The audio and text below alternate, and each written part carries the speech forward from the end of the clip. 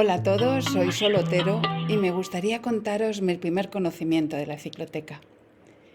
Tengo la suerte de conocer el proyecto de la creación de un centro de documentación especializado en la bicicleta y en la movilidad ciclista mucho antes de su materialización. Así que me sentí muy feliz cuando en el 2018 se hizo realidad con la firma de la Diputación Foral de Guipúzcoa y la Fundación Cristina Enea. Además, colaboraban un montón de entidades, todas ellas muy queridas para mí.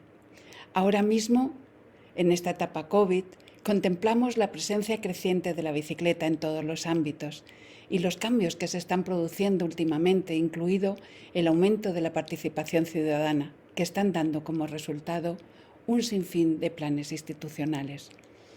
Pero uno de los más importantes es el Plan Estratégico Estatal de la Bicicleta. Creo que es, y será cuando se incluyan todas las alegaciones, uno de los mejores documentos para buscar y consultar en la cicloteca. Si eres un amante de la bicicleta y del ciclismo, anímate y conoce la cicloteca. Estoy segura que no te va a defraudar. Un abrazo a todos vosotros.